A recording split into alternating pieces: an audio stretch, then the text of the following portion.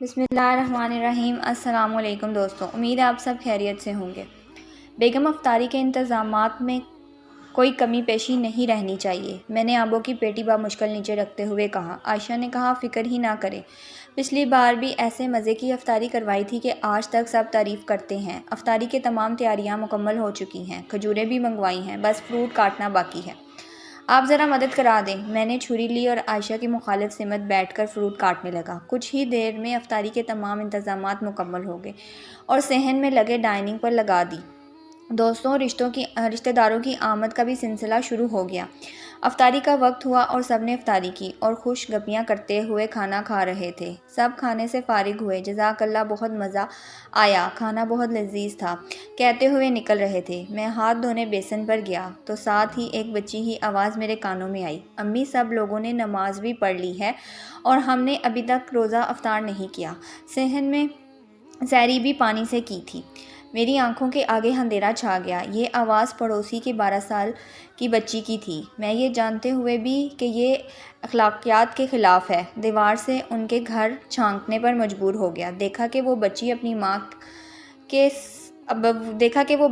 ماں کے سر پر کھڑی تھی اور اس کی ماں چارپائی پر سر جھکائے بیٹھی تھی۔ میں یہ سب دیکھ کر جیسے پتھر کا ہو گیا اور اس کی ماں نے سر اٹھایا تو نظر مجھ پر پڑی۔ اس کی آنکھیں آنسوں سے بھری ہوئی تھیں۔ مجھ پر نظر پڑتے ہی زبردستی مسکرائی اور چادر سے آنسو پونچھتے ہوئے مجھ سے کہنے لگی، بھائی کیسے ہیں آپ؟ یہ لڑکی بہت ضدی ہے، ابھی کھانا کھایا ہے اور پھر ضد کر رہی ہے۔ میں یہ سوچ رہا تھا کہ افطاری کرتے وقت جب سب بار بار کھانے کی تعریف کر رہے تھے تو یہ سب انہوں نے بھی سنا ہوگا تو کیا بیتی ہوگی ان پر۔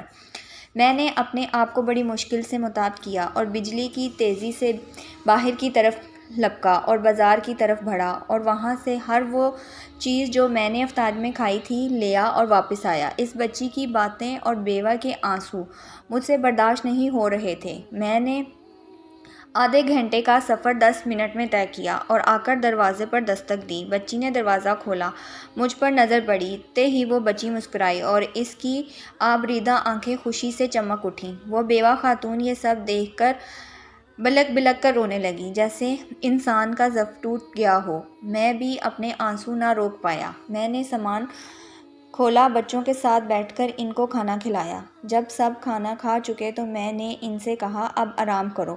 میں وہاں سے چلا اور مارکیٹ سے مہینے بھر کا راشن لیا اور دوبارہ ان کے گھر آیا اور جب سامان رکھ چکا تو میں نے سوتے ہوئے بچوں کی طرف ایک نگاہ دیکھا تو جیسے سکون آ گیا۔ جب باہر کی طرف چلنے لگا تو خاتون کی آواز آئی، بھائی اللہ آپ کو کسی کا محتاج نہ کرے۔